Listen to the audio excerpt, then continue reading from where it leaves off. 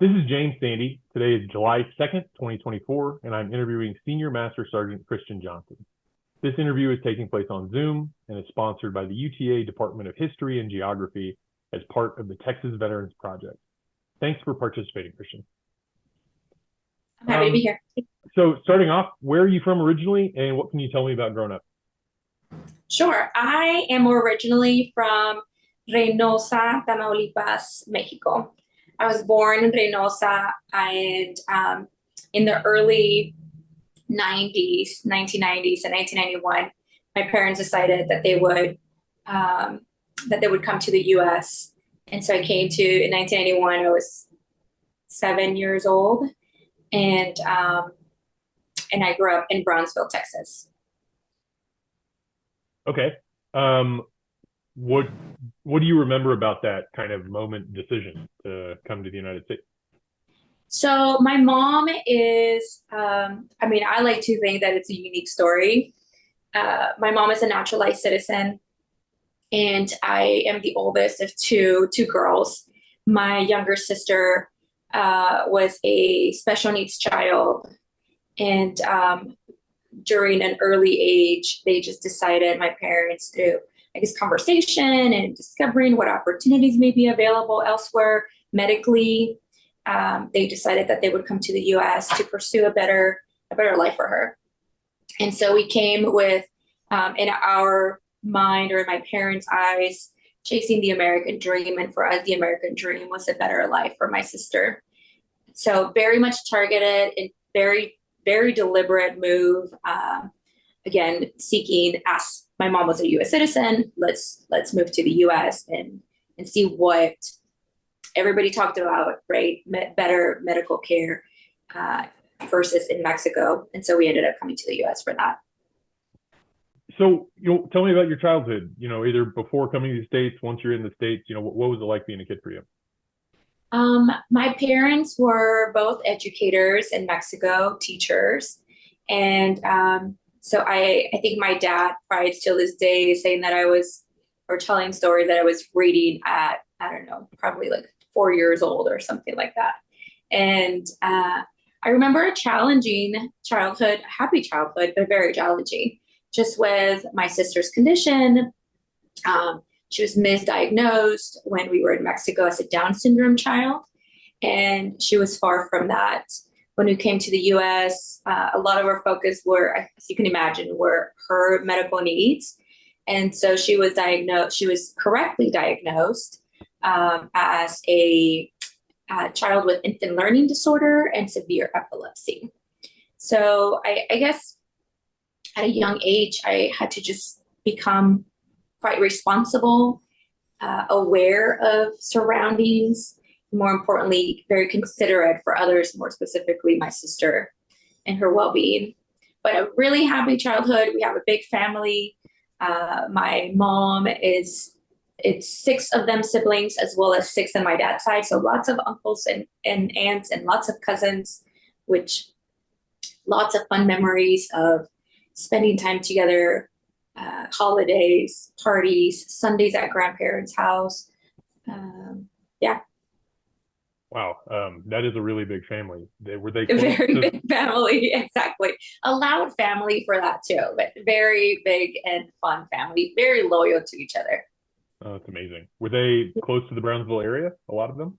Yeah, so still half of my family is, I'd say maybe um, a third of the family is still in Mexico, but the majority of, specifically my mom's side is all in the US, and most of my dad's side is still in Mexico. But again, a border town, so we would see each other very routinely. Our borders look a little different now than they did 25, 30 years ago, where it was a lot easier for us to go back and forth and kind of spend the weekends at grandparents' house and just drive there and back. But we still, and for me being gone now as an adult, I try to make it home at least once or twice a year, not as often as I would like, but a minimum of once or twice a year, so I can reconnect with cousins and the nieces and nephews at this point, see aunts and uncles. So we're still very close. Social media keeps us pretty close. For sure. Well, that's amazing. Yeah, Sounds like you have a really, really incredible family. I Um, really do. Thanks. yeah, and growing up, with your sister's condition, I'm sure your parents are really busy. It sounds like you probably had to grow up pretty quick. Pretty quick. Yeah, I've reflected on that through the years, honestly.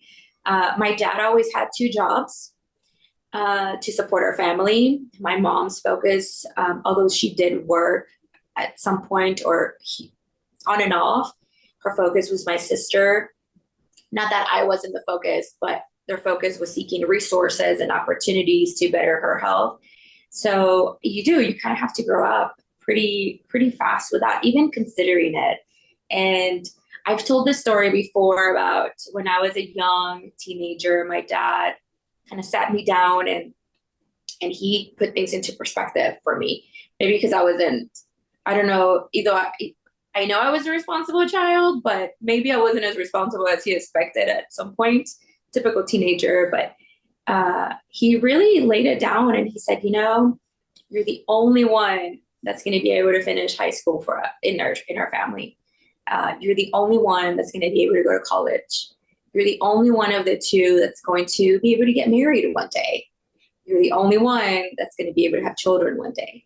And so there was a lot of you're the only one. Um, I'm not exaggerating. As an adult, I have had like therapy and counseling, and my counselor at one point said, "That's a lot of pressure for a child." I didn't think of it at that point as a lot of pressure. In fact, I made sure, or I strived to not disappoint because I was the only one that I could do certain things. Maybe this is why I'm here today, um, or what has driven me to continue to serve or to seek opportunities to be successful in my eyes, or I guess in the eyes of the public. But that little bit of pressure, I still kind of hold on to it a little bit. Yeah. That was my immediate response in my head was like, that's a lot of pressure. I know. Well, now as an adult and as a parent, I don't think I would say that to my children either. And but I don't know, maybe I came from a very traditional Mexican household, and we'll get that into it a little bit. But uh, as the oldest, there was just a lot of responsibility, and I think my parents were just trying their best without a guide to say reflect, because we are focusing on the needs of your sister, and I need you to step it up. And it wasn't, again, at that moment, I didn't think it was a lot of pressure. As a grown up, now I can see where I would maybe approach it a little different, but it's driven me to where I am today. So I'm not, Yeah, regretting that. for sure. It made you who you Yeah. are. Yeah. It definitely shaped a lot of me. Yeah. Yeah. Yes. You mentioned your dad worked a lot. What did he do when you were growing up? So again, both my parents were educators until we came to the States. And my dad found a job when we first came to the States. He worked at a gas station and to provide for his family.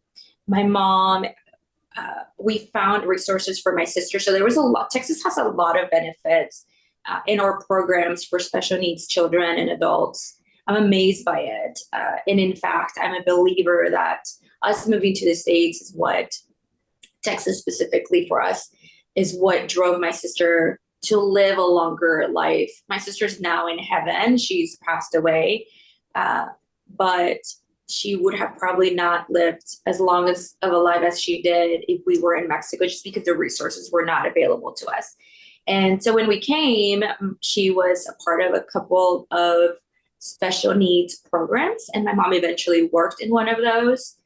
And a few years later, my dad left the gas station for a better job at a Walmart store, where he stayed for 30 years, maybe longer. I can't. He's retired now from there, but he stayed at Walmart for a long time and eventually retired. So yeah, just a long hours, extra shifts, and trying to provide for us. Yeah, sounds like a hardworking guy. Yeah, very much so. Yeah. Okay. So Brownsville, growing up, is that where you went to high school? That's where I went to high school. I did elementary, middle school, and high school at Rivera High School in Brownsville. And while I was in high school, I was thinking about this, kind of reflecting as to how I got to where I am.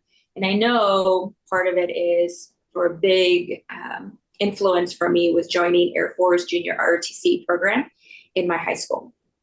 And as I was kind of thinking, how did I even get to ROTC? And I remembered when I was in eighth grade in middle school, we had I think it was the extracurricular or the extra programs that came to visit at the middle school. And I remember falling, ROTC was there, the drill team, and I remember falling in love with just the drill team, spinning their rifles and doing all kinds of uh, routines. I just thought it was incredible. I had zero affiliation with the military.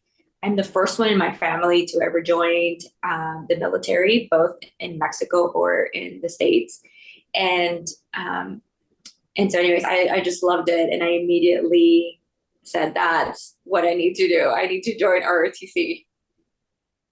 Awesome. Yeah, an immediate connection, right? Yes, So did that define in one way or the other your high school experience? very much so, in every way, probably. Uh, I wasn't so committed at first. I feel like, I mean, I was a young freshman, and sometimes you do what's popular, what's not. You kind of stay away from what's not popular. I loved it, but I didn't commit. And it was towards the end of my freshman year where I really felt called or led to join the teams. And when you join any team, you could be a sports team, it could be a choir, it could be anything that requires other individuals to be involved with you or for you to progress with a group of individuals, kind of does define you a little bit and motivates you, right? Because you find that either there's a positive influence or this good competition, and it kind of drives you a little bit further than you thought you could do. So toward the end of my freshman year, I joined the unarmed drill team, and I mean, this is all we did. All we did was drill. It was summers, after school, weekends, and some of those girls are still, and guys are still some of my best friends today. That's amazing. Yeah. Um, Competitions, we did all the things. Competitions, we traveled. It really defined my future steps. Yeah. okay, so I think I know the answer, right? But so coming through high school towards the end, right, you have a very clear path ahead of you. You know exactly what you're going to do and when you're going to do it. Very clear path. I mean, I don't think I took my SATs even. All right. I I knew. So my because of my family dynamics, the household was very busy with priorities of my sister's health, and I kind of sought refuge in ROTC and found mentors, leaders who invested in me, those being my ROTC instructors. Not that my parents didn't, but professionally speaking, or developing me and some skill set, I found that in them. And I will forever be grateful for my three ROTC instructors who are some of my mentors still today. I speak to them, I call them, they call me. And in fact, I'm going to see them shortly in a couple of weeks. But they invested in me. And I knew at 15 years old that I wanted to be an airman. I didn't know what that looked like. I had no idea what that looked like, but I knew I wanted to be like them. That's amazing. It's really incredible that you're still so connected with them as well. I know they're in their 70s, and Lieutenant Colonel Smith, a retired pilot, Master Sergeant Merker, maintainer by trade, and Chief Soto, who was a finance specialist. They till today, yeah, I go home and we do barbecues, They know about my kids. They welcome my family. They celebrate my successes. I call them when I need some advice. Yeah, absolutely. 22 years later after I graduated, because I've been in almost 23 years now. And I am still very fortunate to have them in my life. Wow, yeah, it's a small Air Force I'm finding out in these interviews. Yeah, exactly. It is. Absolutely. And they speak the same language, right? So it doesn't matter. Now I can speak more of their language than when I was 17 years old. Uh, but I feel like they had this passion for just developing children and investing in them. And it shows because every time I call them, well, first of all, they're probably surprised that I'm here where I am today. We joke about that. They tell me they like to reminisce on the stories of our teenage years. And then they follow up with, they're so proud. Yeah, I can only imagine. Yeah. Okay. Okay. So what year did you graduate high school? I graduated high school in 2001 and I 2001. entered the Air Force. Yeah, I entered the delayed entry program before I graduated high school because like I said, I knew at 15 years old I wanted to be an airman. They wouldn't take me at 15. And when I was 17, I decided and begged my parents because they were very much against it. They were against everything having to do with the military for the only reason that it was an unknown to them. They did not understand it. They expected in their minds what they know was Mexico's military. It's very different than America's military. And so they were very concerned. They just did not understand how their oldest, and again, the only one that could accomplish certain things, instead of going to college or stay home, because that's what Mexican families do. We stay home until we get married. At least that's what we did 30 years ago, 25 years ago. How is she going to venture out to something that is so unknown and foreign to us without the protection of their parents? So at 17, I entered the delayed entry program. It took my ROTC instructors, my recruiter, region supervisor, or something title, multiple visits to my home to convince my parents because it required them to sign a waiver to let their underage, not 18, child enter the military. And eventually I kind of just looked at my dad, and my mom was not budging. She absolutely was saying no. And I said, in 6 months when I turn 18, I'm still going to go. And he kind of just caved in. And he said, okay, well, let's do this. So at 17, I enlisted, and I ended up leaving for basic training the week after September 11th. Wow. On September 18th, 2001, I got in a shuttle and we drove to San Antonio. Gotcha. How was that? How was that summer after you graduated leading towards, your eventual report date? It was a very interesting summer. It was interesting because English is my second language. And when I first took my ASVAB, I did not qualify. My dreams were essentially shut at that moment. And again, going back to my ROTC, Lieutenant Colonel Smith, he saw me the next day. I showed up back to school because I took the test during the school year. And he had this thick ASVAB prep book for me. And he said, you will study if this is what you want. And so it was a lot of studying. It was a lot of preparing for it after what looked like failure. And I'm not allowed, in a sense, to fail because I'm the only one. And I just devoted a lot of that summer to studying. I eventually took the test again the second time. And I more than doubled my score. Oh, wow. And then the Air Force said to me, well, we need you to take a third test.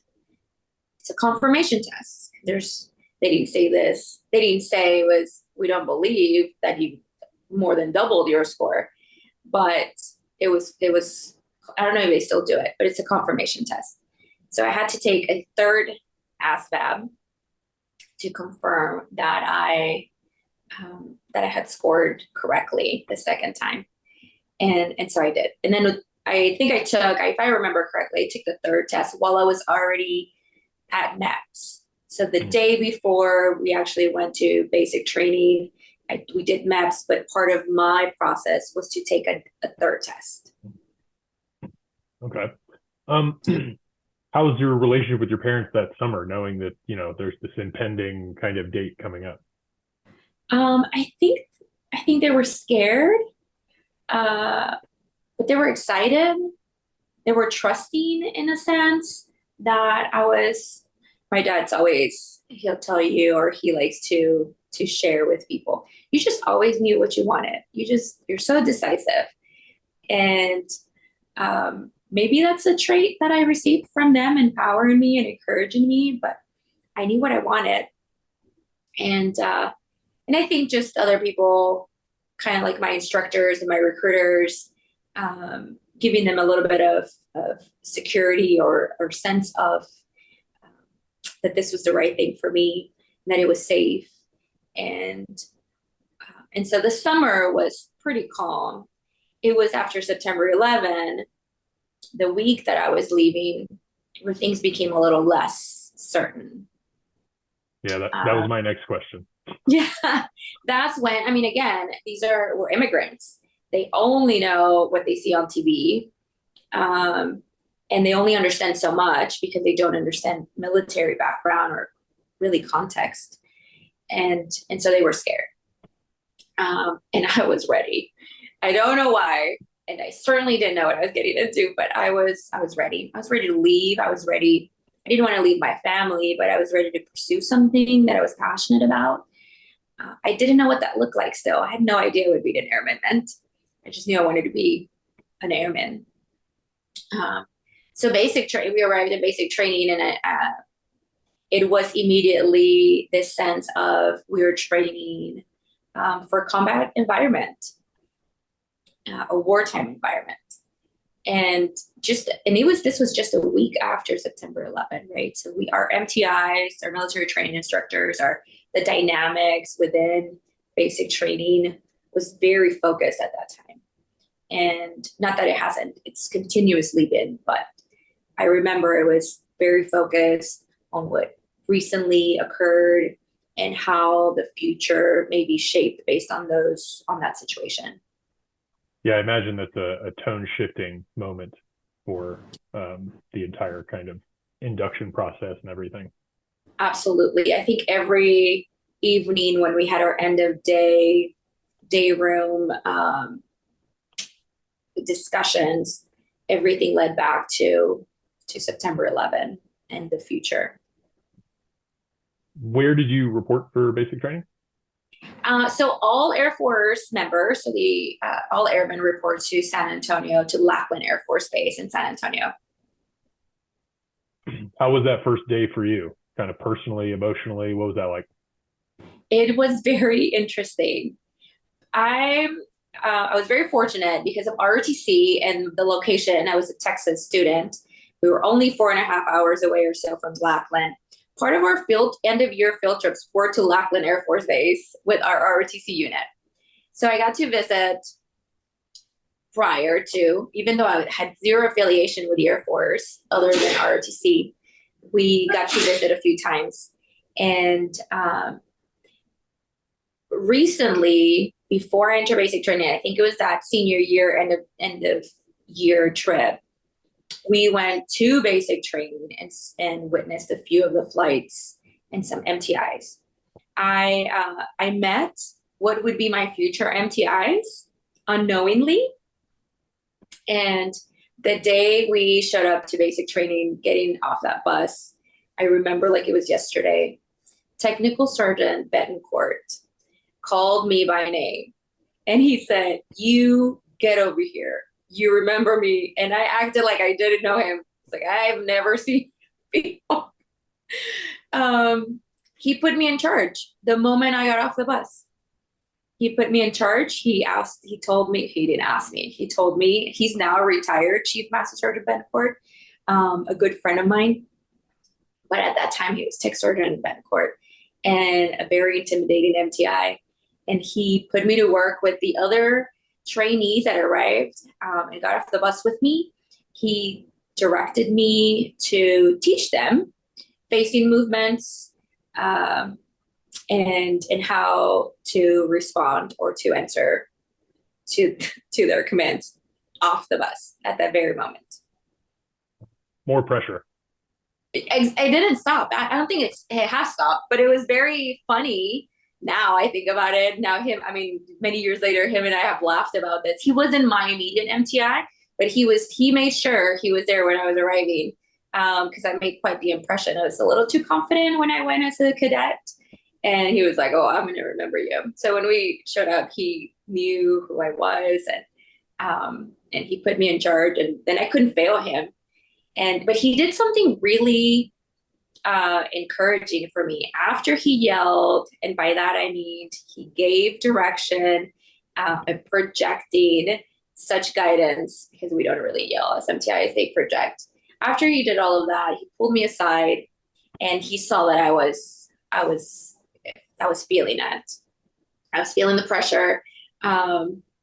There was something, when you maybe get to a point where you don't want to cry, at least for me, I didn't want to cry, so I could feel like my lip twitching a little bit, right? Extending in front of him. And he said to me, "If my daughter can do it, you can do it. So you can do this." And as soon as he said that, I felt calm. But then he yelled at me again to get back in the flight and formation and keep doing. But it was that moment. That was a moment of grace that was really empowering for me. And I didn't want to disappoint him either. Yeah, that's definitely kind of a buy-in kind of moment too, right? It was. I total buy-in. Yeah. How was training? For like 2 seconds. That's all it takes, right? Yeah. So how was the rest of the training? Good? How was your basic experience in general? Basic was, I don't think it was great, but it was great. It was very challenging. I was the youngest in my flight, and they put me in charge of the flight as a dorm chief. I didn't know what that was, but it was someone in charge. I really just had to manage, as the youngest trainee, I had to manage the rest of the flights, the appointments, inspections, and it was another challenging moment. But I remember very fondly, it was one of my best friends I met in basic training. We're still best friends to this day.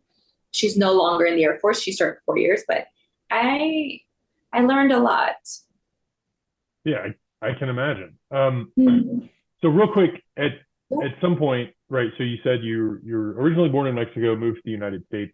At what point in your life do you go through the naturalization process? Great question. Again, I feel like my story is pretty unique. Although my mom was a naturalized citizen, there was, and forgive me because I don't really remember all of the regulations or the laws that fell under this, but we all understood that I could become a US citizen at the age of 18 as an adult. Okay.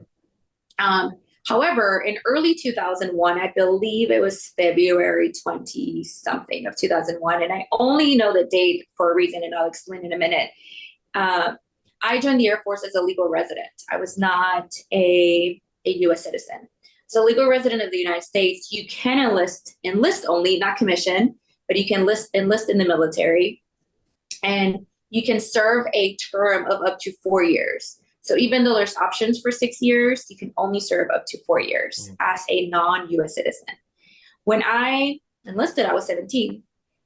I like to say I fell in the cracks somewhere, thinking that as an 18-year-old is when I could apply for my citizenship. And so I did. Once I was a service member, I applied for my citizenship and eventually received an appointment to do fingerprints and background checks and those type of requirements. The year that my 4-year term was going to expire, I received a letter, and I was able to go take a test. And this must have been 2005. It was the 4th year. So I go to the courthouse. This is when I'm stationed at Langley Air Force Base. This is my first duty assignment. And I go to the courthouse where I'm supposed to take a test, a I think the assessment is a verbal and a written test, kind of more like an interview to assess your speaking ability, as well as there's a question test, like a I don't think it's a multiple choice, but it probably is like a fill in the blank or answer directly test. And so I'm sitting there with this individual preparing to take my exam, and she asks for my green card, and I hand her my resident card, which is not green. I hand her my resident card, and she says, "You finish the test. I'll go ahead and I'll go grab your file." So she comes back and she lets me know that there's an issue, and the issue is that I'm already a U.S. citizen. I know. I twisted my head too. I was like, "No, no, no. You have my green card." And she says, "As I'm looking through your file, there was a law that was passed by President Bush in February of 2001. I joined September of 2001, but I was 17. And you had to meet certain criteria. And I did meet all of that criteria at that time. So she, in front of me, ripped my test in half. And she said, we just need to fill out a different form. You're not becoming a U.S. citizen or a naturalized citizen due to your military status. You're eligible for your citizenship due to your parents' status, your parents' naturalization." And so I received my U.S. citizenship in September, I believe it was September of 2005, backdated to February 27, I think, of 2001. Wow, that's incredible. It was incredible. It was, I didn't know how to feel. And in fact, my best friend from basic training, because she knew I had this appointment, she traveled to be with me. And I immediately called my unit leadership, my chief, who is still a mentor of mine today. She's retired, Chief Peters, and my then squadron commander, Colonel, at that time, Lieutenant Colonel Michael Black. And I called because I had such a great relationship with my leadership, by the way. And I gave them the news. They drove from Langley Air Force Base all the way to Norfolk, Virginia, where the courthouse, where my appointment was, because they were going to do the oath that same day and receive my immediate citizenship. And they drove and they were present for my ceremony. It was incredible. It was definitely something I didn't expect, something that I learned. And then I went back and let my family members know, my cousins who were in the same situation, whether they had filed or hadn't filed. We all fell under the same criteria in 2001. This could apply to you as well. Were there a number of your other family members who then subsequently applied? Yeah, a few of my cousins fell under that same requirement. Yeah. That's an amazing story. Wow. It's pretty, I know. We were able to share how my mother became a naturalized citizen due to my great grandmother's situation, or how they were, my great grandparents were farmers back when that part of Mexico was not Texas, and going back and forth through farming. Eventually, my great grandmother delivered my great grandmother in what became U.S. territory, then Texas. And later in years, trying to get a work visa in the States, they discovered that she was actually a U.S. citizen. My grandparents never pursued living in the States, but they did receive that because it was their citizenship. And then many years later, we were the beneficiaries of such situation. Yeah, it's amazing. You love to hear when that system works well and to the benefit of individuals instead of against the efforts of individuals. So that's incredible. Right. Yeah. Okay, so wow. Okay, so now go back to Lackland. You're done with basic training, right? What is your pathway through? Like, what is your specialty you're signed up for? What's your direction now that you're entering the Air Force? Yeah, absolutely. So when I first came in, it was one of those open general situations, and essentially they kind of say you qualify for all of these potentially, and you don't go with a secured job or secured specialty. They'll figure it out for you when you get to basic training, which is not necessarily ideal, but that's a lot of times that's the option. And I really wanted to become a dental technician. I felt like that was my passion. That was my dream. I wanted to be a dentist since I was little. I felt like smiles. I still feel like smiles say a lot about a person. And I try to smile often, and I think they make people happy. So I really wanted to be a dental technician. In fact, it just amazes me to see how teeth work, and I'm not like shy about it at all. And so, anyways, I went in as the recruiters or the career advisors at basic training did end up putting me in a path or in the schoolhouse for dental technician. There was a lot of things that weren't influencing me correctly. At that time, there was just turmoil at home, and I wasn't focused enough. I actually ended up not graduating from dental school, from dental technician school, or dental assistant, I think is what we title it. And that was the first time where I really felt like I failed at something. And it was heartbreaking. I felt lost. What I thought was my dream, I ended up calling who else but my ROTC instructors for some guidance. And they were so encouraging. In fact, Lieutenant Colonel Smith was more than encouraging. He made some phone calls. He tried to give you advice. Well, what do you want to do? And he really just reflected on my volunteer hours, things that I was accomplishing in ROTC. And he is who suggested me going into my current specialty, which is, it used to be information management, it's now administration. So more of a business administration focus. And he just said, when you were here, you always helped us in the front office. You would do spreadsheets, you manage calendars. When this was all as a student, and kind of just extra stuff that I enjoy doing. And he really encouraged me to go on in that route. So he helped. He definitely helped. He helped not just by mentoring me, but I'm sure he made some phone calls to allow me to move from the dental assistant that I had not completed to a information management specialty. Gotcha. So I was originally dental school was at Wichita Falls and in Texas, and I moved to Keesler Air Force Base in Mississippi. Okay. So once you're done there, what is your first duty assignment? Where are you going? How do you start your career? Yeah, my first duty assignment was at Langley Air Force Base in Virginia. I didn't even know where Virginia was. I got to be honest. I had no idea. And it was a very busy base. It used to be the first fighter wing. It has changed since then, but also Air Combat Command headquarters is at that installation. So it's just very busy.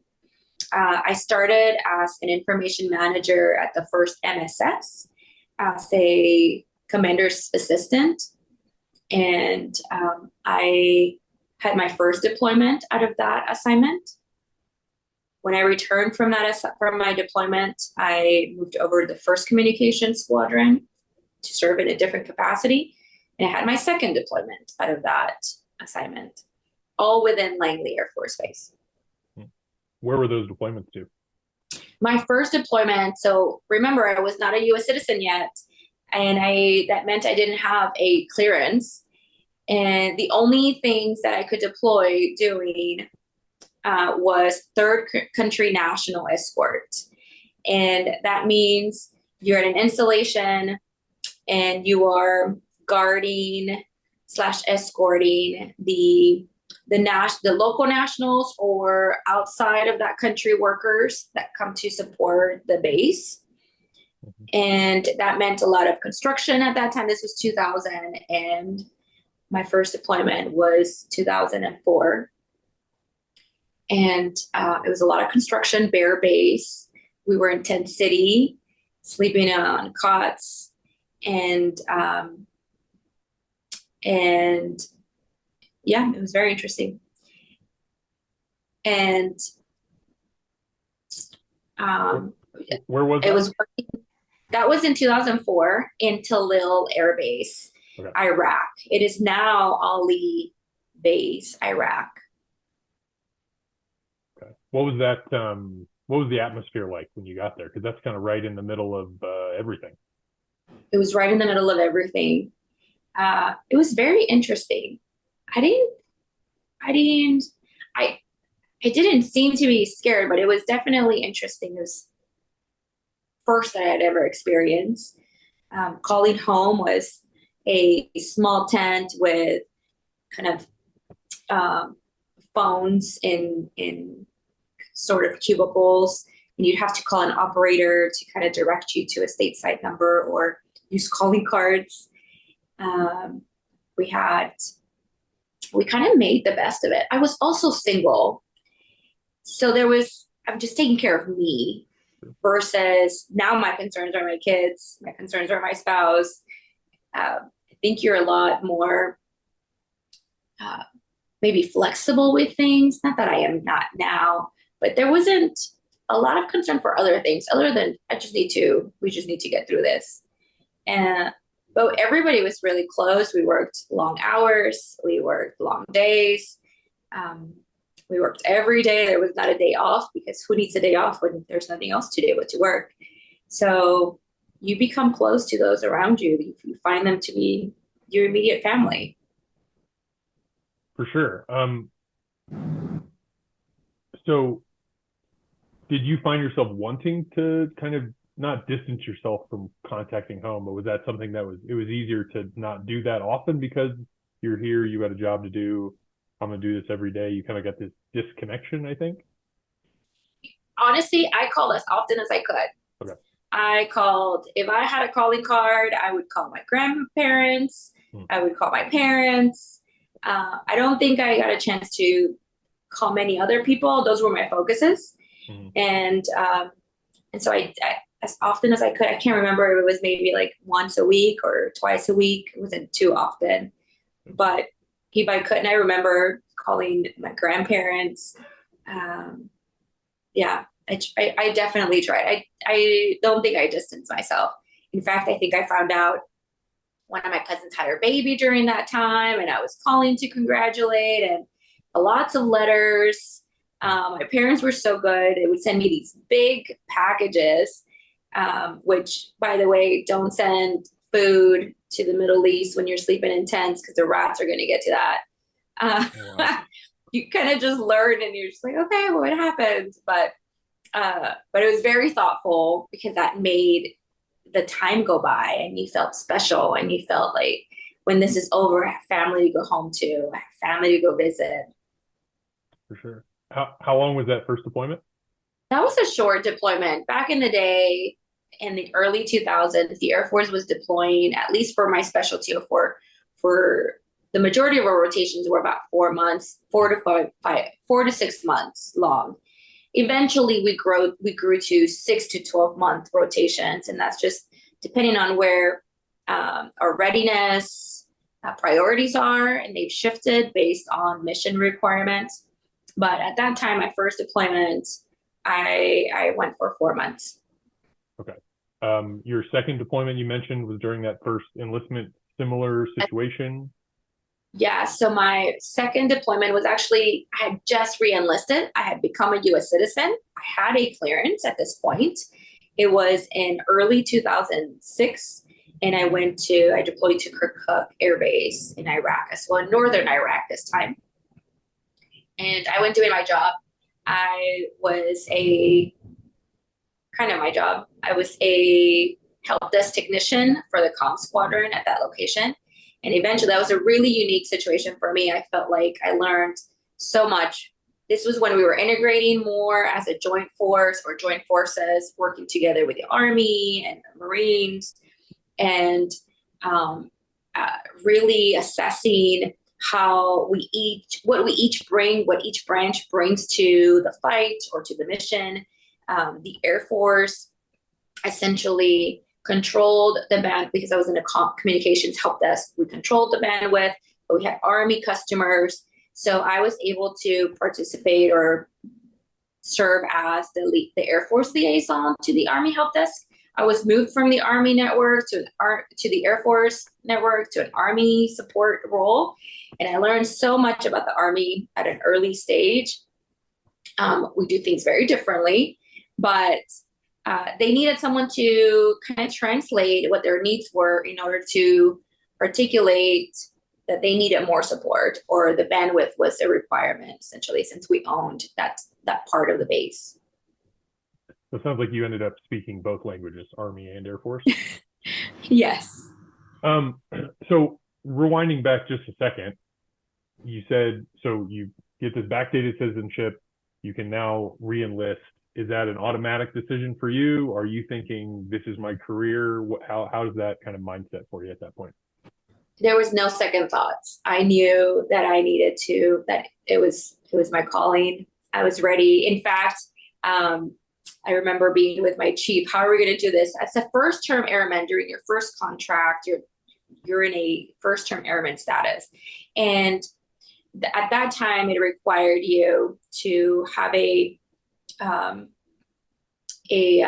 secured position for the next step, for the next enlistment. And I didn't have that. So we had to submit a waiver. I didn't have it, not because I didn't request one, but I was ineligible for one due to my lack of citizenship, lack of eligibility for reenlistment.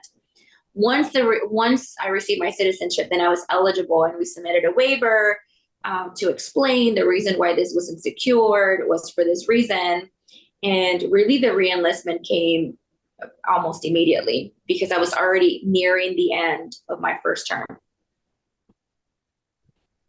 Okay, and the 20 years, the career thing, that's the goal? At that time, I could tell you I wanted 30 years.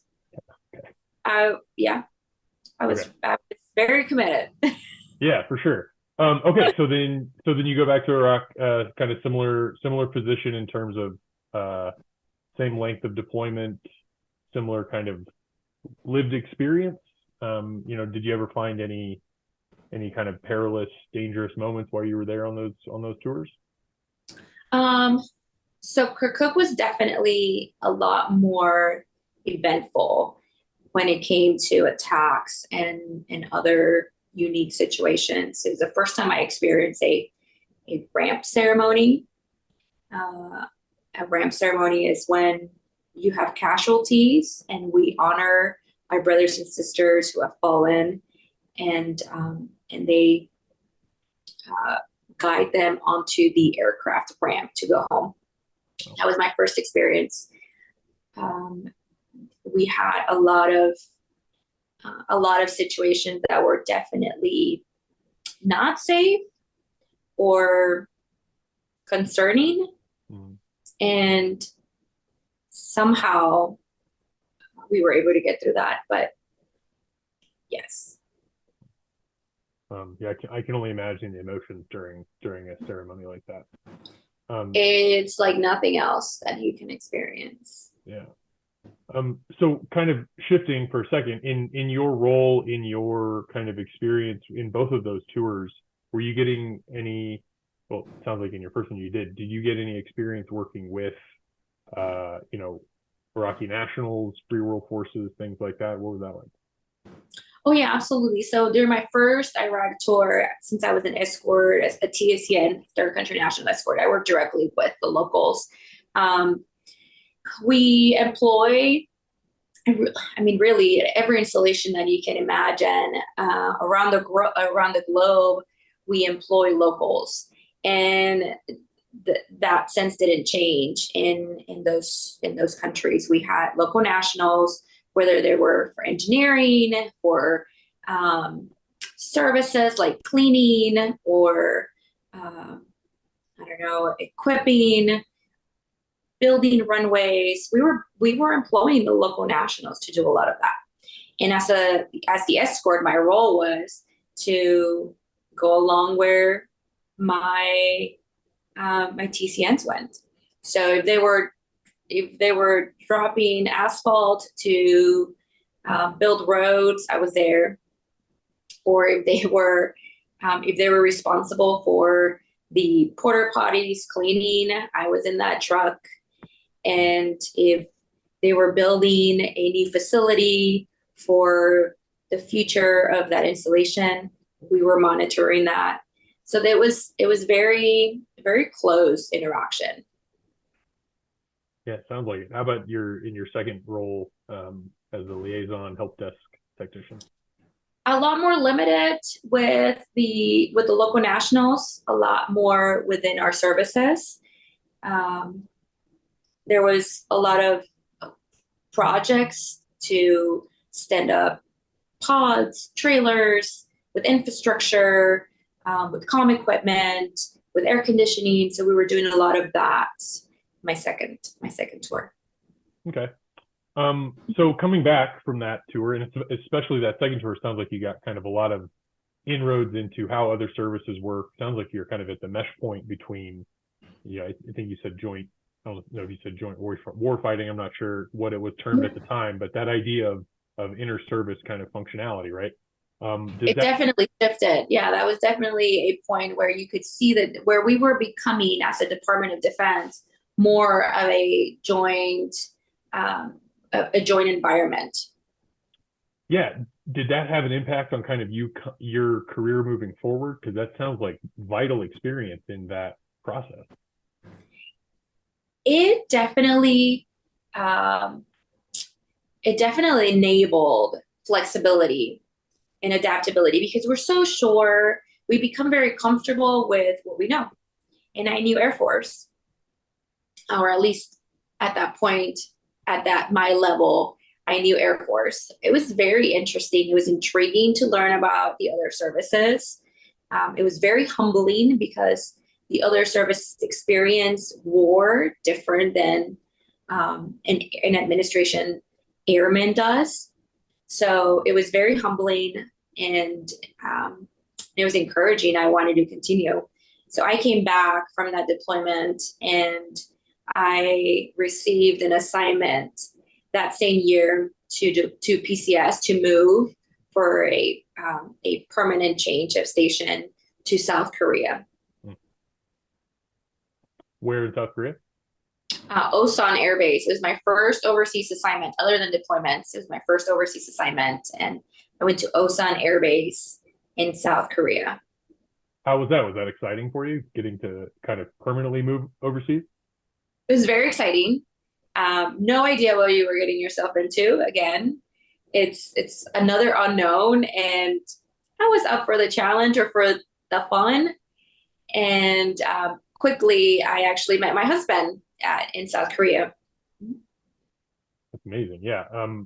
How was arriving there? How was getting used to living there, working there? How insular was Osan compared to kind of your experience, within the Korean community as well? Well, because I was so young, we lived on post. We lived on the base in the dorms, and it's a small Air Force, kind of like we mentioned earlier, right? It's a small Air Force. I had some friends from my past assignment or from the previous deployments that were now in Korea. So even though it was 2 or 3, it already felt like I was reuniting with friends. It wasn't scary. And it's almost like the military doesn't prepare you for it, but they do in a lot of ways. It's not like they say, we're going to prepare you to move every so often, but we kind of do, just from the lifestyle, from the priorities, how we interact with other humans and professionals. So they do. There is a preparation phase to kind of just become very flexible in moves. So it was exciting. I went to do something similar to what I had done before. but I was kind of like the single point of success or single point of failure at that time because I was the sole person responsible for the equipment and the networking within my unit. So I was really looking forward to doing that. Yeah. So, and feel free to share as much, little as you want. So you said you met your spouse at Osan, right? What was that experience like? You know, work forming a relationship with someone who's also in the Air Force. It became very easy. It's kind of easy in a sense, at least for us. Similar goals. You kind of speak the same language. You understand. If you respect, I guess, the other person, you kind of understand what their goals, what their values are, and we just had those similarities. I don't know. So we have a funny story. We say that I don't remember meeting him. He'll tell you that I fell in love immediately. But because when I arrived, my predecessor was walking me around. We were in the same unit. My husband and I were in the same unit. My predecessor and I were kind of going through the entire organization. I was focused on the job, focused on the equipment, focused on what I needed to do. And apparently I met him along with 50 other people. And I don't remember meeting him. So we always joke, and he has a great sense of humor, but he likes to say, yeah, she fell in love with me the moment she met me. And I'm like, well, it might have been like a week after we met because I don't remember the first time. But again, I was focused. I was there it was my first or second day of work. I knew I had a responsibility. I was very excited for the new job. And I also joke today when I meet people, I'm like, I'm going to forget your name, but I'll ask you, when you first get to an organization, you're meeting so many people. Mm-hmm. That was kind of the situation. But we worked, we dated because we were in the same unit. We hesitated to date. I was an airman. He was a young NCO. We weren't in the same chain of command. So it wasn't like something that was prohibited, but just being professionals, we were cautious, and eventually we just sought some leadership and some mentorship. They were like, as long as you're doing this correctly and you stay professional. And so we did. A lot of people didn't know we were dating until we were engaged. Yes, I was kind of wondering how that process went with how do you kind of let your superiors know, like within the organization, what that process was like. It sounds like you guys. Well, once we knew we were serious with each other, which was fairly quickly, we were engaged 5 months after we met. Wow. And we were married 10 months after we met. So it was fairly quickly. It's also Korea. So we knew we both had assignments after Korea. And that's not the only reason we married, but nonetheless, we knew we wanted to get together. We wanted to be together. And we either have a long distance relationship for the foreseeable future, which we don't know how long that's going to be based on assignments, or we say we are committed to each other and we make this official. And so we did. We decided to make it official. He had an original assignment to Shaw Air Force Base, which is where we are today. But he was diverted to Florida, to Tyndall Air Force Base in Florida. And I had an original assignment to Aviano Air Base in Italy. In order for me to be with my husband, I turned down that assignment and applied to be with him after we were married. And the Air Force is rather supportive of married individuals? They definitely try. It is definitely a focus. They can't necessarily support every situation, but if they can, the Air Force will do everything to try to support keeping families together. Mm-hmm. For sure. Okay, so back to Korea. How would you your tour, not tour there, but your time there, right? Yep. How was that? How's your career looking? Do you feel like you're progressing kind of all in the pathway you wanted, or? So it is progressing. When I arrived in Korea, again, going back to my background, and English is my second language, in order to progress in terms of rank, at an early age, you test. You're testing for rank. And testing was hard for me. Testing was really hard. I didn't know why. And years later, I understood why, because my Spanish was still very strong and mentally. The way I processed my reading, I would read something in English, I would process it in my head in Spanish, translate it in a sense, and then try to translate it back as to how I'm supposed to respond or answer a question. And so testing was very challenging for me. There was a point, in fact, Korea was, I like to think, the defining moment of the difference for me from even though everything sounded like I was very committed to the Air Force, I had not committed. Even though I knew it's what I wanted, I wasn't doing everything that I needed to do that showed investment in my career or commitment in my career. And when I was in Korea, it was a defining moment. I knew something shifted, and I started investing in myself, applying myself to Air Force instructions, to regulations, to what do I need to do to progress or to become competitive. And I promoted from an E4 senior airman to an E5 while I was in Korea. Is that, in terms of rank, is that kind of a narrowing point?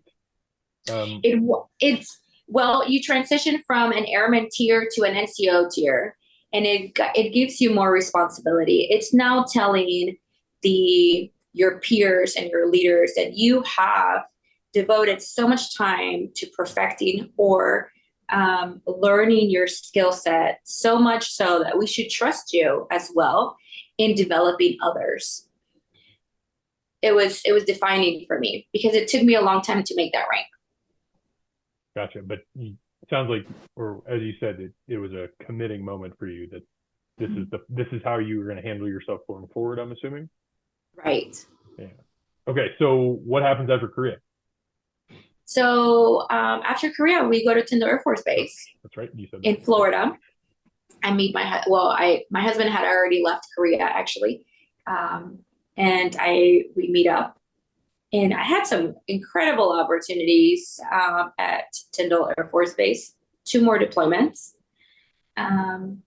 I was able, in my career field, I had an opportunity to lead at a very young age as a staff sergeant, when really it's an E6 or equivalent requirement to lead the official mail center of the entire installation. I was developing young pipeline airmen who were coming straight out of tech school, and enabling their growth, their progression, and their opportunities, and deployed from there to, as well as my husband, we both deployed back to back at that assignment. I deployed to Al Dhafra Air Base in UAE, and later on I deployed to Afghanistan, to Kabul, Afghanistan, out of Tyndall Air Force Base. What was that like, arriving in Kabul? And what year was that? So Kabul was 2000, summer of 2011 to early 2012. I was there for, I think, 7 months. And my husband he returned to Korea, actually. It was very interesting. He deployed in 2010. When he returned from his deployment, end of 2010, he received an assignment to Korea. And a week later, I received orders to deploy to Afghanistan. So we were actually leaving around the same timeline. We had maybe, I think, 30 days in between each other. I was leaving first, and then he was leaving, I believe. So I left for Afghanistan. He left for Korea. And Afghanistan was another growing experience. Not just the situation, the location, the headquarters. This was really immersed into a NATO headquarters. I went as an executive assistant to the command chief of the air forces in Afghanistan. So it was a big role, big responsibilities to ensure that this person in such leadership role is successful, that I'm enabling his success. And but there was a lot of turmoil, of course, a lot of movement in Afghanistan. We were able to do, I was fortunate where he included me on a lot of projects, doing battlefield circulations throughout the country. And I really got to shadow this chief master sergeant. I got to shadow him as his exec. So I learned so much from him. Yeah, I can only imagine. Yeah. What was it like being in Afghanistan, right? Were you able to kind of see the country, interact with locals? Kind of what was that like? So this was the first time I interacted with NATO forces. It was very integrated. It's a different perspective. Again, this is 2011, so we've progressed quite a bit when it comes to joint warfighting or coalition participation and interaction and integrating each other and our skills. So the base was guarded by Macedonia. We had the Italians running a different job, the Americans doing something different. So we all had a purpose, but we were very much integrated in our quarters, in our living quarters, in our work environment, in our offices, in the dining facility. I mean, you name it. It was very much an integrated installation. It was great. It was great to see how other countries operate. It was also kind of an eye-opening or a great reflection on us, how we as an enlisted member, how we value our enlisted members in the US versus other countries, just by the sheer level of responsibility that an E5 in the Air Force, in the US Air Force, would be responsible for versus an E9 or an E8 in a different country. Just different. We definitely entrust our airmen, our joint service members, I should say, with so much from an early age versus other countries. Yeah, I'm sure that sounds like really stark different. So through in Afghanistan, any kind of really loud standout moments that come to mind? We had a lot of loud standout moments.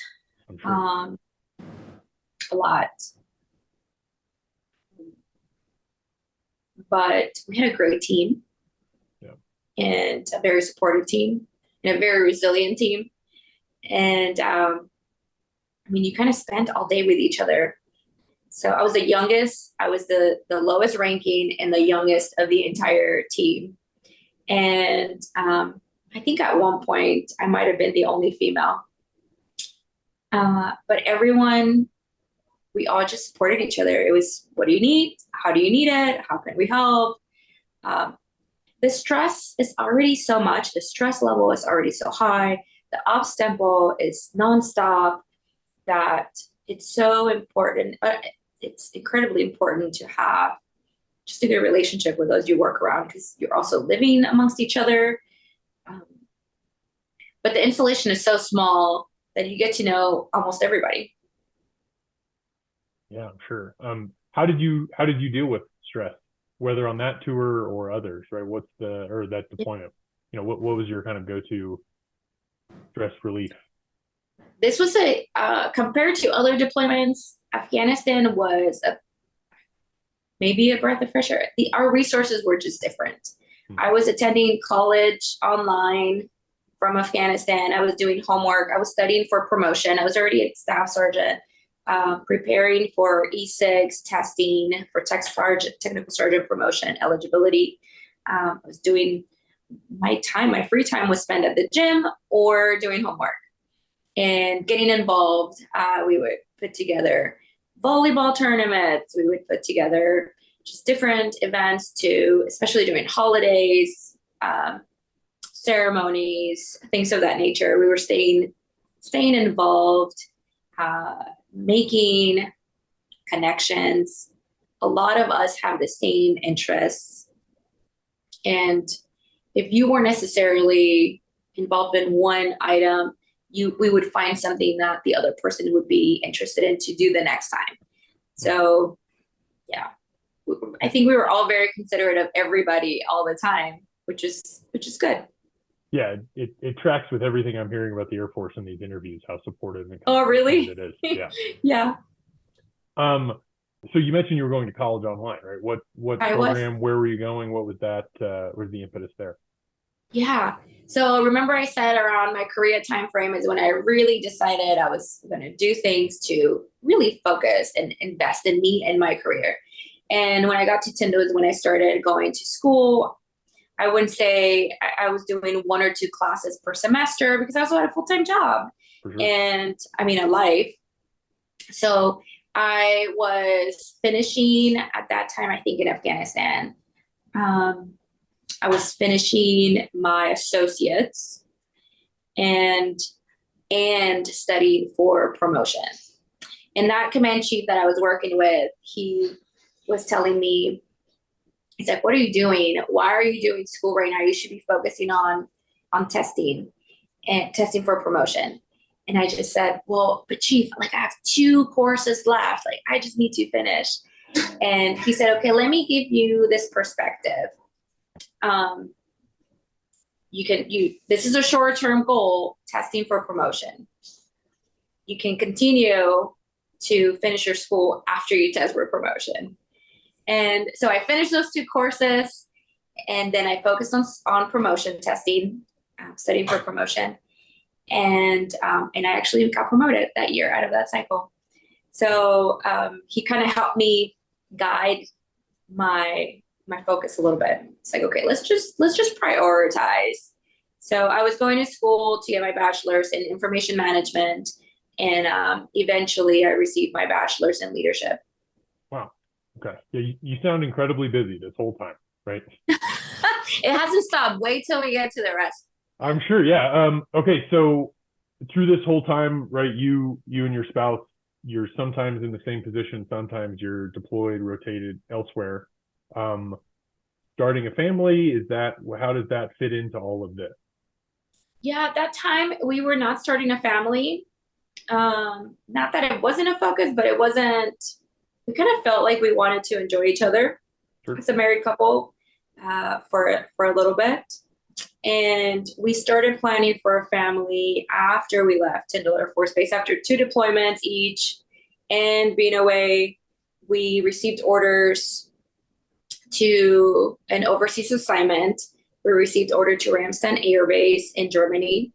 And once we knew that we would be there for 3 years, we felt a little bit more secure about deployment, that it would be a little slower for us at that time. And so that's when we started talking about growing our family. Gotcha. And I can only imagine the added complexities and difficulties of adding family to what is already a fairly complicated military, personal kind of management. You know, it's so funny, and we'll talk about my kids, I know at different times, but my daughter was born, I have 4 kids. I have 2 bonus children, 2 older kids that are my husband's from his first marriage. My 2 daughters, Kristen and Madison, and they're in their late 20s. But my daughter, Charlotte, was born in Germany because we did start planning a family at that time. And when I reflect, how did we do this? How do we make this happen? My daughter had a very traumatic pregnancy, high risk from the very beginning. She was born a premature baby at 32 weeks. And she was in the NICU for nearly 5 weeks. And to be completely fair, I almost died on the operating table because I was losing so much blood. And you become human all of a sudden. You forget that you wear a uniform or that you need to be a certain way or answer things in a certain way. So you become human. Now I knew I was high risk. I had a high risk pregnancy. I knew that I knew my complications. And I am also one that likes to be prepared for a lot of things, to include dying. I don't know who does that, but I felt like I just needed to know all the facts. And I emotionally and um, uh, in a sense, prepared myself to maybe not make it if that was the case for my scenario, for my condition. I like to ask all the questions every time I went to the doctor. My husband said, please stop asking questions. And the doctor would say, you need to stop reading, you need to stop researching, because you're like one in a million. And my response would be like, but I am that one in the million. Like, what if I am? And I'm not exaggerating. I was the one in the million that was hemorrhaging at an early stage of pregnancy and had to rush to the ER and deliver my child within 45 minutes or so of arriving via emergency C-section, and then barely made it. And at some point, I needed to have a blood transfusion. And through that whole scenario that night, a lot of prayer got us through that. Mostly my husband and in our church family praying. Me, in some way, shape, or form, I stayed calm. And I don't know how, but I do say, I'm like, well, I prepared myself for this. I read I did all the research. And so anyways, I felt calm. When they said, it's also funny, you're in the middle of needing a blood transfusion and they ask you to sign paperwork, by the way, while you can barely make it. And so and somehow they're like, just put a dot on this paper. And so I was able to receive that, and that doctor saved my life, and that doctor saved my daughter's life. So I would go back and say how grateful I was for her, who I'd never met before. I'd never seen her. And she saved our life that day, our lives. But so yeah, somehow we got through that. You become human. You don't think of what the career path is or being so perfect at certain things. You just want to survive the moment. I really feel like my faith got me through those moments. And that day, the church family that we were a part of were instrumental to us surviving. And I say that because you kind of get through the medical stuff, right? But then 5 weeks in the NICU, our unit, Chris and I, my husband and I, were both assigned to the same organization while we were at Ramstein. Our unit would bring us dinners, and our church family would bring us lunch every single day while we were supporting my daughter in the NICU, and me getting through all of the postpartum recovery things. So yeah, you grow this family that is able to get you through things, and you just learn that is your family. Wow, that's a really amazing, incredible, difficult story. You're an incredibly strong person for getting through that the way that you did. Yeah, I don't even know what to ask to follow that up. Oh, thank you. Honestly, like I said, I don't know how we do this. There's something that drives you to do certain things, and the drive came naturally, but it wasn't easy for sure. It was more so tolerable and manageable because I have a spouse who's very supportive, an organization that dropped everything. I mean, my chief at that time and my supervisor, Chief Dave Otto, and Senior Master Sergeant Harrelson, I think they wheeled me out of the OR, and they were waiting for me in the recovery room. So this is what I wouldn't say that other branches don't do, but for sure the Air Force does it really well. Is when we commit to our airmen, we commit fully. And especially being in overseas assignments, you realize that your blood family is away from you. The family that raised you, you're not there. And so those that surround you every day, all day, because of the mission, really become your elected family. You choose them. You spend holidays with them. You spend hard moments with. You pray together. You party together. You go on adventures together, and you cry together. And they were I literally said, are you kidding me? Like, I'm just rolling out of this. And they were waiting for me in the recovery room. It was quite remarkable. the night that it was an emergency, they showed up without anybody having to tell them. That's incredible. So this is in Ramstein in Germany. This is your overseas kind of long-term stable-ish assignment, right? Yeah, we were there for 3 years. Gotcha. Okay. Eventually you guys have a second kid, you mentioned. I was going to say, so before we left Germany, we were, some would call it a crossroads, some would call it multiple opportunities. And we kind of had to weigh those out and see what we wanted to pursue next. One of my dream jobs, and I've had many dreams, as a matter of fact, some have come true, some not so much, majority have. But I knew, just like I knew at 15 years old, I wanted to be a chief and I wanted to be an airman. When I went to that first high school trip to basic training, I knew I wanted to be an MTI. And I had been pursuing being an Air Force military training instructor for a few years. But my husband held a critically manned career field skill set, which meant he could only go to certain locations. And he was certainly, or more than likely, not going to be released from his primary job to do something additional or something special, like a special duty assignment. And the Air Force had an opportunity for me to volunteer or to be nominated to pursue becoming an MTI. But because of my husband's codes based on his skill set, they wouldn't move us. They wouldn't select me because he couldn't join me. And we kind of just waited those options. He was almost retirement eligible, and I was wanting to pursue this dream job. And he made the decision to apply for retirement so I could pursue my dream job at that time. And he did. He applied for retirement.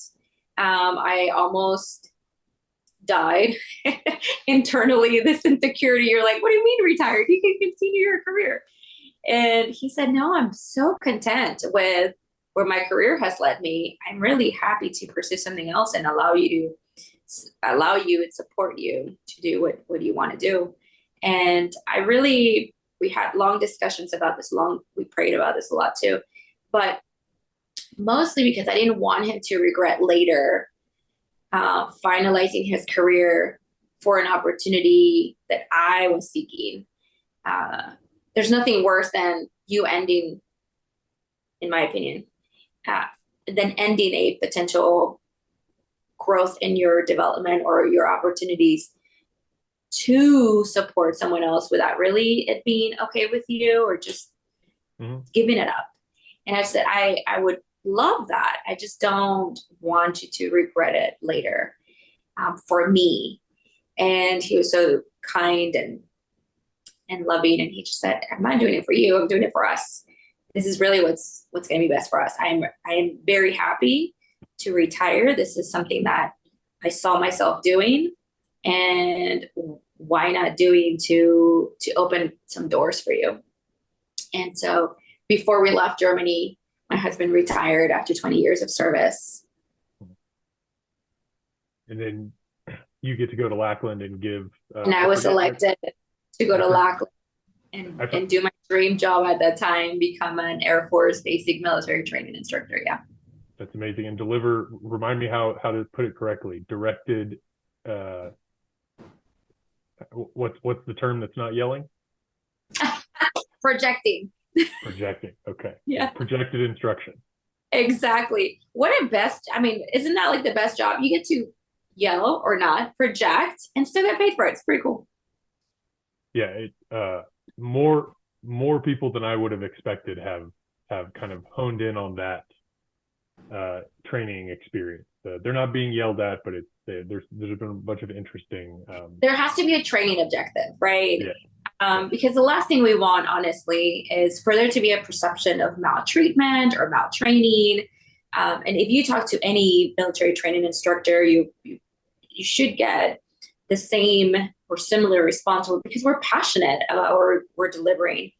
And when most of us don't understand because we haven't experienced it. But if you've experienced it, and you can imagine a group of 60 individuals, 60 humans, because that's the largest that a dormitory can hold, 60 individuals in your flight, and you have to give instruction to all 60 of them at the same time. And this is really the justification. If I go one by one, it's going to take me all day for me to whisper in your ear how to turn right or how to turn left or where to go or how to answer something. And therefore, you have to learn to project in order for your whole flight to understand the same mission requirement or the same guidance, and there not be miscommunication. So it's not necessarily yelling; it's a lot of projecting. How was the experience getting to go and do this dream job of yours? It was a dream come true. It really was. I had zero idea what I was. Maybe that's a trend. I had zero idea what I was getting into. There's always this perception. You see something and you don't know what it all really entails. And there was this amazing just figure of an MTI. And when you look at them, and they're just the sharpest, and they're the ones that they don't meet standard, they exceed standards. They don't follow the rules, they enforce the rules, right? So there was this vision of excellence, really, when you see an MTI walking by. And it doesn't matter how old you get. When I was in MTI school, had been in the Air Force for quite a few years, and you hear other certified MTIs walking by, you kind of perk up at the position of attention. Doesn't matter your rank. So it was a dream come true. It was a lot of work. It was everything that I did not expect it to be, but it was certainly a lot more rewarding than I ever anticipated. Well, I imagine that's a pretty early morning as an MTI. Yeah, very early mornings, sometimes late nights. And I managed to grow a baby while I was drilling trainees. My son, I was pregnant with my son while I was in MTI pushing flights, marching, running, drilling, going to appointments, waking up really early, going to bed really late sometimes. And my airmen, my trainees got to see that. And I thought, maybe I didn't give it a second thought, but somebody said, that's really empowering that you're doing this. And it really reflects in what your passion is, what passion you have for it. Another complicated pregnancy, and with some of the same issues medical concerns that I had the first time, some additional concerns that I didn't have the first time. And my command team was incredibly supportive, and they wanted me to stop immediately and from pushing flights. And I just really asked them to respect my decision, that I know my body, that I was certainly being careful, that I would absolutely not jeopardize my health or the health of my child. I needed to stop, but I would. And my commander at the time, a family man, but he has a big family, and he said, I support you. And so they allowed me to continue to do what I was passionate about, because again, it was my dream job. Plus, by the way, let's remind humans that growing a baby doesn't make me handicapped. It just makes me pregnant. And I think my trainees really valued that. They valued, and to this day, I keep in contact with some of those trainees that are now NCOs, sergeants, technical surgeons. And they remind me of, man, you really showed us what perseverance was like, or you led by example, or because of you, I am not giving up. Seeing you get through those days really encouraged me. So it was worth it. Yeah, I can only imagine how rewarding that is. And then also what an incredible example that set for these young future airmen as well. I really felt like it was important. I could have easily, and I'm not the only one, right? There's plenty of us, female MTIs, who have decided to continue growing our family during our MTI tours and other tours. like recruiters or training leaders, military training leaders at tech school. So it's important that we continue our lives and we don't just stand still, because they need to see themselves in you one day. Those male or female airmen, they need to see, okay, you can have a family in the Air Force. You can grow a family. You can continue to pursue personal goals as well as professional goals. Unless something is hindering you, like a medical condition or your choice, but to know that it is a possibility and that it's very much attainable. It was important for me to show that. Sure. And as you mentioned, I'm sure the long impact of that is farther than you can even understand. Okay, so you're an MTI. How long do you get to do that? I got to do that for 3 years. Wow. And then from there, where'd you move on to? Yeah, I had a really unique opportunity as I was ending. So I got promoted while I was an MTI to become a senior NCO. I became a master sergeant while I was an MTI. And knowing that MTI tours are controlled, meaning you're there for a certain amount of time, it's important to kind of seek opportunities post that tour. And I started looking. In fact, I had a previous supervisor who reached out to me and let me know there was a couple of jobs available at the Pentagon, and that she thought I would be great to consider those opportunities. The Pentagon was always another dream of mine, was always one of those locations that I just thought it would be amazing. I just felt like it's the pinnacle of everything administration, right? Why wouldn't anybody want to go to the Pentagon? It's the war building. And again, don't know what the war building looks like or what it all entails, but there was these 2 jobs that were available around the timeline of me leaving BMT as an MTI. And one of them was working at the White House military office, and the other one was at the Pentagon for legislative liaison office under the Secretary of the Air Force.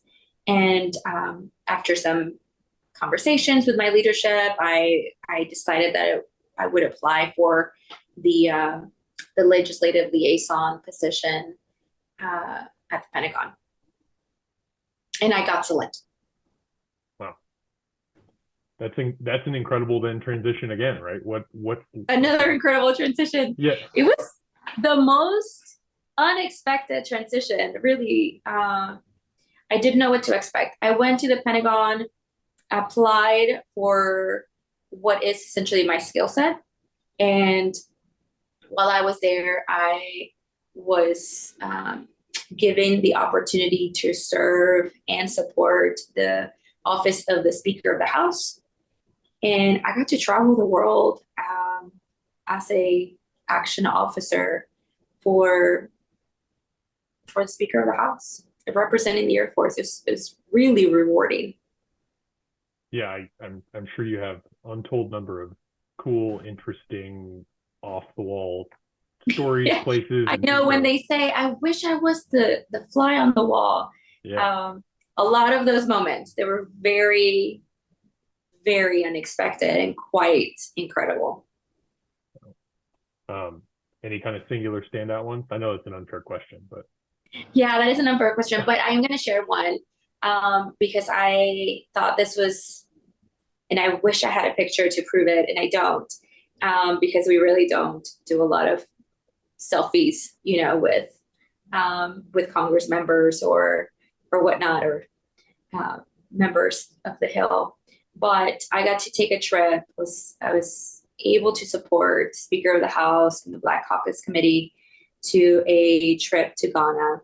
And on our way back from Ghana, I had the most amazing 15-20 minutes with Mr. John Lewis on the plane.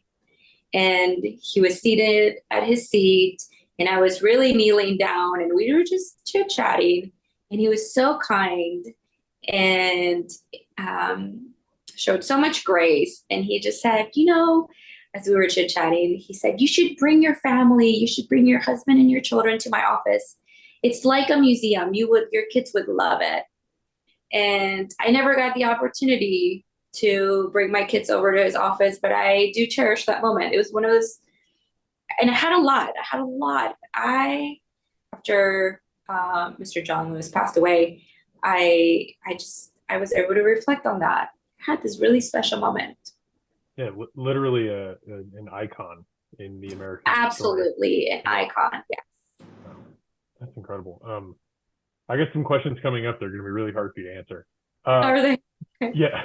So kind of, I'm taking up a lot of your time. So pushing forward to kind of leaving I that have job. no idea what time it is. So pushing forward from that job to kind of where you are now, kind of what has the last kind of bit of your career look like?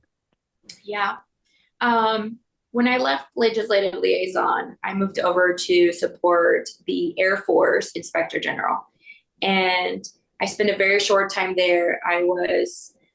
While I was in his office, he was very encouraging and he nominated me to pursue an opportunity with the Air Force Chief of Staff, who is now the chairman of the Joint Chief of Staff. And I was selected to support the Chief of Staff of the Air Force as his superintendent. That was a very unique opportunity to work and or witness what we call behind glass doors at the Pentagon operations, really to see this very strategic level of decision making and also deliberate change, deliberate focus, and very deliberate war fighting priorities. And so that truly has led me to where I am today. I deployed again last year. I was deployed back to Iraq, doing NATO mission in Iraq, and I was selected for promotion, while I was at the Chief of Staff's office, where I promoted to Senior Master Sergeant to E8. And post my deployment, I deployed in January of 2023. We PCSed back to Germany in August of 2023. I PCSed to support the headquarters U.S. European Command in Stuttgart, Germany. And I served as a senior enlisted leader for the Operations Directorate within European Command. And while I was there, I was also selected for promotion to Chief Master Sergeant, so to E9, and which prompted a quick and swift PCS. So we recently arrived at Shaw Air Force Base due to a promotion. People like to say you promote out of a job. And so I did. There was no E9 positions available for me anywhere in Europe. And the Air Force gave me another amazing opportunity. I'm now E9 Select. I am Chief Master Sergeant Select, serving at Shaw Air Force Base, at U.S. Air Force's Central, as the senior enlisted leader for A1, the A1 Directorate, which encompasses the portfolios. It's incredibly large. And I'm responsible, along with supporting my director, for manpower, personnel, services, administration, and postal operations within Air Force's Central. Wow. That is an incredible run on top of an incredible run, right? I'm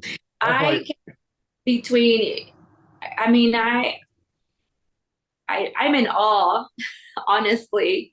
I like to say, man, I'm just this immigrant girl whose English is her second language, and came here not by choice, right?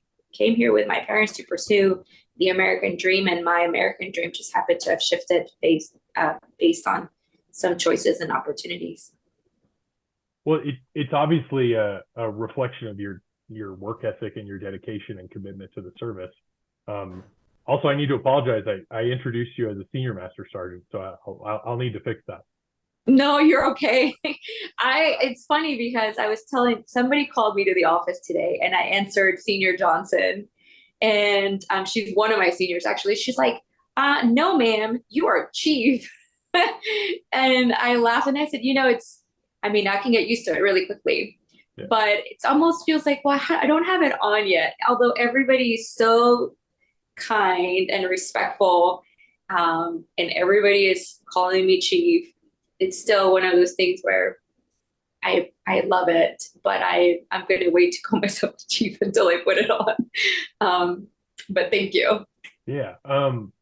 Okay. So I kind of want to move to some kind of big picture questions, right? Let's do it. I like to have people talk about their career and their life, and then hopefully they're ready for this question, right? Okay. This one is the most unfair. Is there what has been your favorite part of serving? What has been my what? Your favorite part of serving? Oh, that is a tough one. Yeah. There's so many great things that I could share, but I have to keep it really simple. It is so gratifying to see someone grow in front of you. So when the perfect example is when I was in MTI, and now far from it, or behind me, but I still have airmen reach out to me who I somehow influenced in some way, shape, or form, motivated them, encouraged them, opened a door. It's so gratifying. The most gratifying is probably seeing others reach their dreams or their goals because of something that you enabled. Really good answer. So on the other side of the spectrum, is there a low point to your career, a lower point, something that was really challenging, that was difficult to move through, kind of in opposition to that first question? Yeah, I would say that there's a low point. I would say there's been incredibly challenging moments. One of the most challenging moments for me, and I've reflected on this often, and maybe not all the time, but I have numerous times. When I was a young airman, I was misjudged by my accent, or because English was my second language, and I was told I needed to speak better English. And I didn't know what that meant. I had never experienced anyone tell me that my accent was too strong. So although, and again, I've reflected, I'm much older now, hopefully wiser, or so the gray hairs tell me. And I'm able to reflect on maybe two young individuals at different phases of their career, and I'm receiving that feedback. So what I feel like was lack of leadership in that moment. So great, I need to improve, but how do I improve? Or what is that so distracting? Is it distracting? Is it distracting to the general public, or is it just to this individual person? I'm not holding it against anybody, but it was a very challenging moment where I didn't know who I was supposed to be.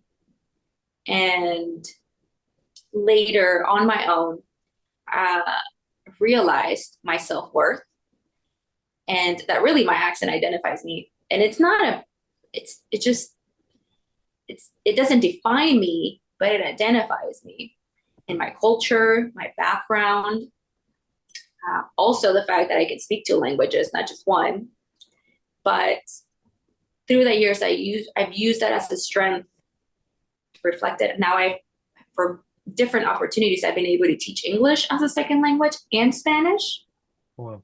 To include Iraqis at the Iraq International University. And so anyways, I've used that as a pro, but that was probably one of the most challenging ones, where sure. I did not know who I was until I somehow found some guidance and someone who cared, and I realized my self-worth. Yeah, that sounds like a really difficult moment too, especially, criticism without guidance is seldom helpful, right? Right, because then you just feel lost, especially as a young adult. Yeah. Okay, so kind of piggybacking off of that, right? So you joined the Air Force in 2001, right? Here you are, Chief Master Sergeant 2024. How has the Air Force changed since you've been a part of it? It's changed a lot. That's a long time for a lot of change opportunity. Sure. Yeah, and I know it's a big question, but just what comes to your mind first, or what's the biggest thing you've noticed? I feel like the Air Force has to evolve because we are recruiting a different force. It's changed in many ways. It's changed in the way that we approach mission, the way that we educate, the way that we recruit, to include the way that we retain. 22 years ago, we were recruiting individuals who were motivated based on 2001 attacks. Mm-hmm. And we are raising a different generation who is smarter than some of us when we came in. So I have to evolve. I appreciate a lot of the diversity and change. I feel like there are some things that not necessarily are required or necessary, but overall, I feel like we must evolve in order to fight our adversaries because they're evolving. We're fighting a different war, and we're recruiting differently. Yeah, I think that's a really good answer. I've always kind of held the Air Force in a kind of a higher over here kind of position when it comes to evolving and being more inclusive and equitable and things like that. And so I hope my reflection would be kind of, if that's correct or not. And to be fair, I mean, if we're paying close attention, the Air Force is leading a lot of these changes. When we talk about the Department of Defense as a whole and the different services, where these services are right behind us, when the Air Force decides to make a change, whether it's a mission or mission requirement or a grooming standard, right? We're making these changes, and other services are following through. Possibly because it is necessary. We have regulations that were written 50 years ago or longer, and it just doesn't apply at this moment anymore. So why not relook? I'm not necessarily promoting changing every regulation, but there is a necessity to assess on a more regular basis to identify shortfalls in or require changes. So this is a fun question. I'm pretty sure I know the answer, right? Okay. Would you serve if you could do it all over again, or would you do anything different? Yeah, I wouldn't change my choice. Somebody asked me, a few people have asked me, and I've shared this multiple times because as I reflect, I kind of continue to see where my path has taken me and where these choices were made or why. But everybody has a different end goal. And some people's end goal is 20 years retirement. Some of our service members, their end goal is serve as long as I'm having fun. I'm going to continue to serve, or I'm going to do my 4 years and get out. Somebody asked me, what made me stay past 20 years when I hit 20? Because I'm nearing 23, right? And I had to think about it. I'm like, well, what made me stay past 20 years? And the only thing I could answer was I never counted to 20. 20 was never the end goal. It was 1, continue to serve. 2, there was a dream from this young 15-year-old to be a chief master sergeant one day. And now, although priorities do flex a little bit due to family and family goals, my husband and I just say, if we're still having fun, if the kids are still having fun, if this is still something that we can manage as a family dynamic, then we'll continue to serve. So I just never counted to 20. Okay, so this piggybacks really well off of that. What are your plans in terms of where your service goes? Do you have ideas on what you want to do once you eventually leave the service? Right now, we're just taking a day at a time. And I mean, we PCSed after 10 months in Germany. That I think that shows a little bit of commitment at this point. But we're just taking it a day at a time. The kids are excited when we tell them we're going somewhere new. My 7-year-old son likes to remind me that as long as we're together as a family, it's gonna be great wherever we go, which is something that we try to repeat to them and live by. As long as we're together as a family, it's gonna be great. And so we don't know yet. We don't know what it's as of right now. We're here for the next 2 or 3 years. And then we'll go from there. That's all you need to know, right? Yeah, but as long as we have the job here, we're good. Yeah. Okay, so my last big question is, what advice do you have for young people entering the military today, either personally or from a professional standpoint? What would you tell young people? That is a good question. If I were to reflect back on young Christian, be fearless.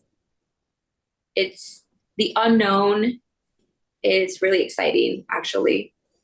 I feel like every assignment has been an unknown for me personally, and every assignment has been pretty incredible.